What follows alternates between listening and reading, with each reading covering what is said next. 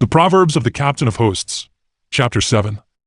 And it came to pass that the fire-bearers and the drinkers of strong wine were consumed by bolts of lightning from an unseen hand. Even the giants of the north, who boasted of their strength, were brought low and scattered as dust before the wind. Then there arose a captain, a man of the tribe of Soldier, who stood before his followers to instruct them in the way of the sword. And he spake with a voice of thunder, saying, Hearken, if the battle leadeth surely unto triumph, then thou shalt gird thy loins and go forth. For thus said the sage Sun Tzu, who was the father of all strife. Verily, the captain declared, it was he who brought forth the art of the struggle and made it perfect, so that no man born of woman could stand against him in the circle of glory. And the captain went forth into the valley of granary, bearing a rod that spat fire and a blade of iron.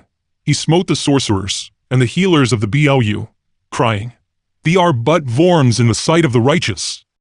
His brethren cheered him on, saying, To the left, and go forth.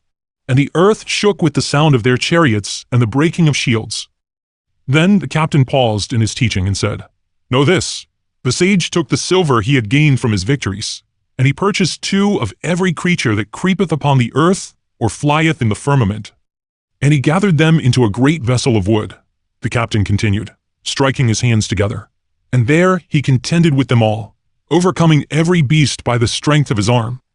Even as he spoke, he returned to the fray, leaping into the air upon a cloud of smoke to destroy the engines of the enemy and the builders who tended them. He descended like a stone from heaven upon the giants and the fire-dwellers, and they were no more.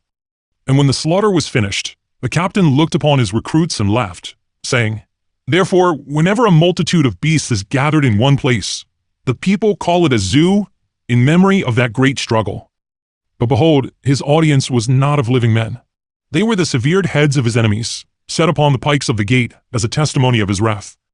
And as the head of a healer fell into the dust, the captain looked down and said, Unless it be a farm, and he went his way, and the land was silent.